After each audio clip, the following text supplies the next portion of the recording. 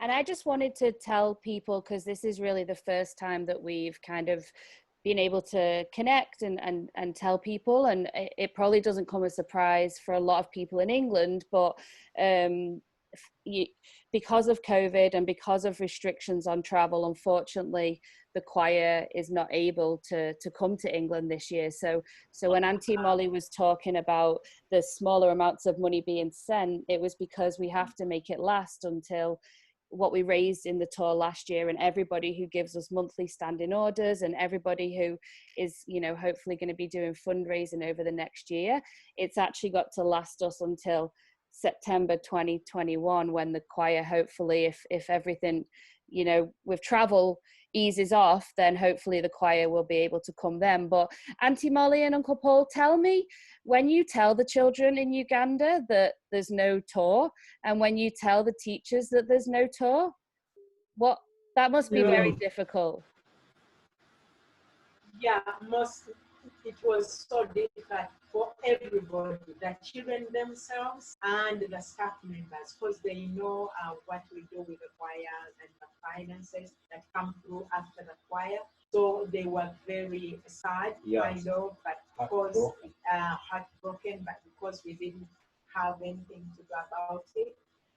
And the children, some were saying, "Oh, this time I'm traveling," but you know, when we told them that this year we don't have a choir, but we first explained, you know, about the disease that has come in, it is affecting everybody, the whole world is under, you know, this kind of problem, pandemic, this problem. So after that, we told them that because of that, we shouldn't be able to travel. I am sure I saw some of the poor children who are traveling for the first time.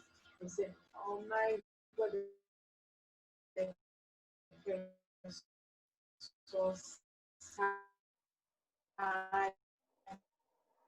They felt so sad. Some sitting for their final exams and they will not travel."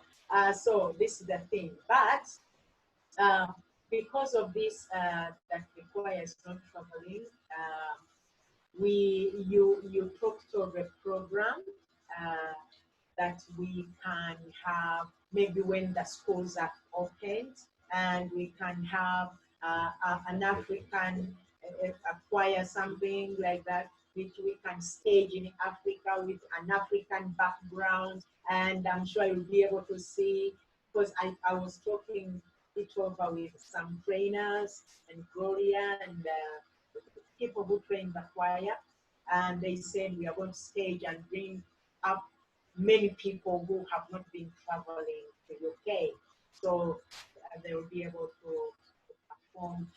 That's your arrangement. You can tell us maybe later or some other time. But yeah, we really hope, one of the plans is to be able to do for people in England, we're hoping to, or across the world, hopefully even more people will get to hear the incredible choir, to run a concert online, maybe later on this year when everything's safe and we know the schools are back and the choir have had time to practice. Because for people who have seen them in the UK and in the Netherlands, where they have traveled as well, they're always, you know, the dance routines are very tight and the singing is very tight. So we need to make sure that it's a safe time. And so we talked about the challenges with what happened with at the moment. So at the moment, there's some challenges around food, there's challenges around the education. Long term, if the choir aren't able to travel, what does that mean for the foundation? What extra pressure does that put on you guys in Uganda if the choir isn't able to travel? We just had this in 2018 when the choir didn't travel, and what did that mean? What did it look like? Yeah, it was very frustrating, and it's our prayer that the choir you're planning, you're talking about, to be staged here in Africa, to be zoomed into Europe, everywhere, should be blessed by God, so that we can get support to recuperate what we shall have lost. Because without this kind of support from the charity, part of Africa Child Care UK, it's going to be very difficult. And again, remember that the little school fees that is being paid comes from people, the parents, who are not working, and the guardians who have been curtailed. Who are not earning anything. They are no longer earning. Their businesses have been shut down. Some people will never go back to work. So that is another problem. We need a miracle. So, which means that when schools open, when all the children are in school, it will be very challenging that even people who have been supporting with maybe some little food, you see, as some people have been helping with some beans, they might not be able to do that because everybody has been at home, and the people, even the little they have it, consumed, they have used it up. So when children come back, I don't know whether they will even have books or stationery or something like that. Yeah.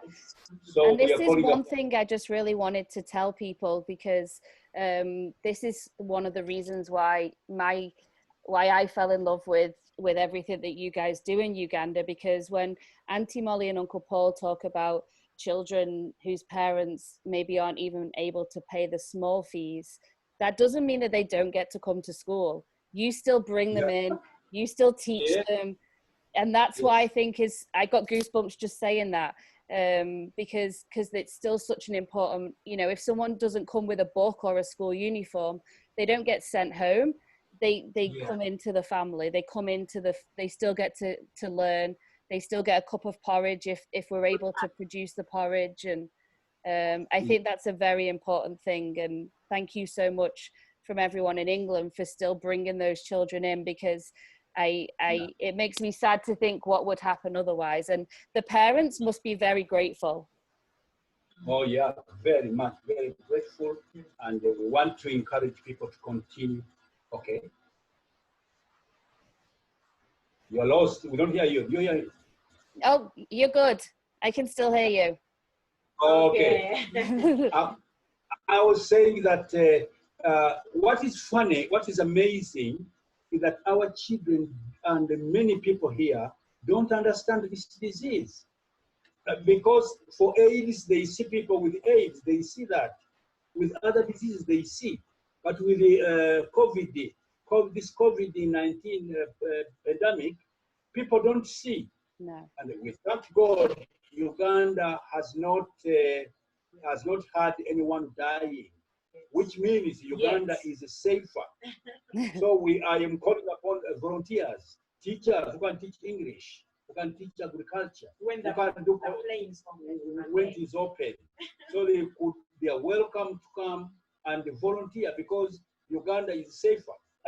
Yeah, it is. We need to wrap you in a bubble so nothing can happen. Yeah, and else which I wanted to share, which is about the clinic. Yeah. Now that the during this time, because the clinic is in an area in Kamzinda, in an area whereby the government, the health center is a bit far from the community. So we find that Kamzinda is nearby, whereby people can come easily for medication. But I've been talking to Baker. He said that these days the medicine is very high. And because you don't even have a way of going to the center to buy, because there are no borders. The borders are not supposed to take anybody just to carry goods, and no public transport. And that's the problem. So he also said that during the school time, we have like 300 children every month.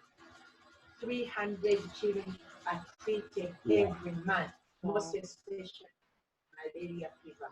Yeah, so and for that, we would like to appreciate and thank Mrs. Rosemary Bad, and her supporters and all the supporters that support the medical center by sending in support to buy medicine. So may God bless them, may God bless her. She's doing a great job reaching out to people that can support the medical center. And we also think that when the schools come back partially, like the P7, the candidates, we don't know how it's going to be supported because during this time, the kind of health, what do you call it? Like we need to have the gloves, we need the sanitizers. Yeah. Water, Yeah. what, For water, I mean, for water all the time. Every house should have 2 maids. Every classroom should have like 4, and we need sanitizers. Like maybe every 5 children or 10 children should have a small bottle of sanitizers. When going to bed, they should sanitize. We have to sanitize all the beds, all the basins, all the floors. So yeah, and we need to have everybody has Masks. to wear a mask. Like and you know these masks you have to because they say what we can afford a washable should be washable, so that you can and reusable, so that when you wash this one you have to wear another one. So we are looking at all of those challenges, and the clinic said, how am I going to handle this kind of challenge? Yeah. And just to make sure I'm correct, the mask, that's a government requirement. Is that correct? It's the government requirement, or the government promised to provide, but guess what? They are not forthcoming. Not yet. There's so much uncertainty in the future, right? It's Sure. And I think that one of the things from Pearl of Africa Childcare's point of view, we're trying to put in place all the things that we can later on this year to do a concert. We know that a lot of people in England have also maybe lost their jobs or been furloughed, or the lifestyle has changed significantly. But we really hope if you're someone who is watching this video and has supported us in the past or would like to support us, we do have a link we're going to have a Just Giving page to almost try and raise the money we're going to need to support that initial back to school problem. And then more long term, when the rest of the children come back, I'm sure a lot of them are going to come back with empty bellies and maybe some medical problems, and they've probably been living in the villages with very little for quite a few months now. And so we need to make sure that when they do come back, we can get them as well and as healthy as possible. So if COVID does come to Uganda, that they're going to be the healthiest they can be to hopefully not catch it.